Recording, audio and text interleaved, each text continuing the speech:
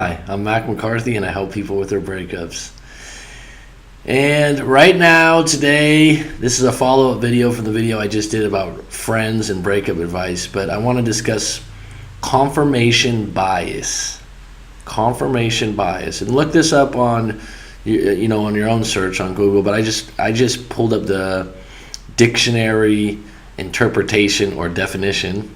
The tendency to interpret new evidence as confirmation of one's existing beliefs or theories.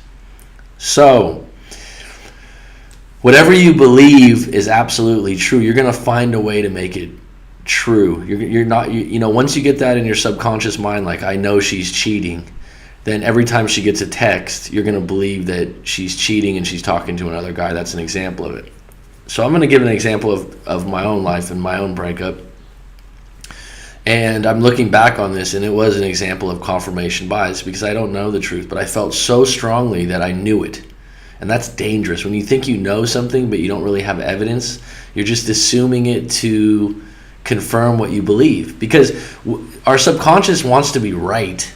Our mind wants to be correct. We don't like to say, "Oh, I was wrong." That never feels. Even when I say that fake, it's like I was wrong. You don't like to admit that.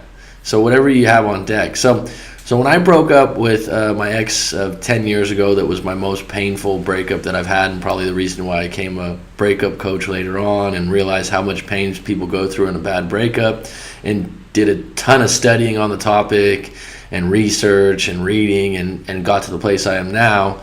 And looking back, the story that I had going in my head of why we broke up and what had happened. One of the storylines I had in my head, there was a guy from our area that I knew, mutual friends, and I had saw her in a picture with this guy, and I immediately thought, and she had been mentioning this guy quite a bit. I thought he's on her mind quite a bit, and she likes him. And my girlfriend was a good-looking girl. I mean, most guys liked her. So anyhow, we broke up. That was an issue that we got in a fight over, but I had no evidence of her cheating. She might have been flirting with the guy and hanging out in a group, but I had no evidence that she had slept with him or hooked up. So anyways, I think it was like 6 months down the road out of the breakup, and I'm in no contact. I was in no contact for the 6 months. The no contact did not work for me, okay, because she was going in a completely other direction. That's for another video about what happened exactly, and probably why she was going in another direction. But like I tell people, the no contact's not a guarantee, but I was in no contact, and that's what helped me move on, actually. Okay, so getting back to the story. 6 months later, I'm still hurting. I'm still missing her. I'm still going through my shit, but I'm getting better. So a friend of mine was leaving town. He was moving out of state. I was moving to Atlanta, Georgia. We lived in California at the time, or I lived in California at the time. And I haven't seen this buddy in a long time. Another friend of mine's like, "Oh, Brandon's, he's going out of town. Da da da. He's meeting up at this pizza place. We're gonna have some beers and da da da." I'm like, "All right." I go there. I walk in. This particular guy that I didn't even think was friends with this friend. Okay, if you can follow that in the story. I didn't think they were in the same circle because they went to different schools. Was the guy that I thought my girlfriend really had a crush on and liked. And I just made eye contact with the guy, and I just wanted to smack his face. And I just kind of stared him down, and the guy looked back at me and knew something was up. "Hey, how you doing?" I mean, it wasn't like he was scared of me, but he could sense, like, I was like, "Fucker." And in my head, I was like, he hooked up with her. I know he did. Now, looking back, that was confirmation bias to my story, that I believed that, she was all in on him. She had told me her side of the story was one of her best friends liked him. Whether that's true or not, I don't know. I don't know if she hooked up, but my confirmation bias was like dead red. I'm looking at this guy in this pizza place, and I'm like, you did it. I couldn't just get the mouse wheel running. I'm like, fuck. I know this guy fucking did it. My friend's like, "What's wrong?" I'm like a happy, outgoing. I'm like, this guy, I won't say his name. I go, "I know he did." He's like, "You don't know that, man. Don't get caught up in that." And it was 6 months out of the relationship. If she did, it was up to her. You know what I mean? I didn't own any rights on that. You know what I mean? And she didn't owe anything to me.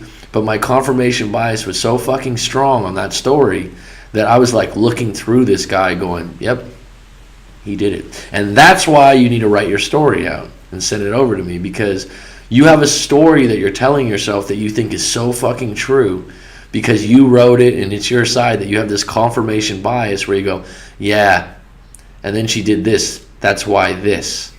So when I saw this guy immediately, just the way he looked at me, I thought, and the guy could have looked at me like, oh yeah, I know, you know, he could have been feeling bad. I was reading a lot into it. I had no evidence. I had no proof. I thought it was intuition, but it was more like confirmation bias in my story. So when you're writing out your story and you're figuring out what happened, and you can see the story you're telling yourself, and you can realize, if you start to get some self-awareness, how you're trying to make that story true, it really gets interesting after that, how you're looking at it. You know, if you're just assuming like, oh, she didn't like me because I wasn't social enough. Okay, so then you're going to look for reasons why she didn't like you because you weren't social enough, instead of thinking solution-based, like, you know what, if I was with a woman like that again, I would make more of an effort to do some type of social events. That would be proactive, solution-based, rather than, you know what, yeah, I wasn't. Then you start going, yeah, I wasn't social, I'm not very good with people. And you start confirming the story that you believe. It's kind of dangerous. But if you can catch yourself on it, and you're writing down your story, and these things that don't serve you, these storylines that don't serve you, you can change them. Because when you don't know, it's just a story. You're not sure. It's not 100% true. It's just what you believe to be true. It's really interesting when you get into that confirmation bias thing.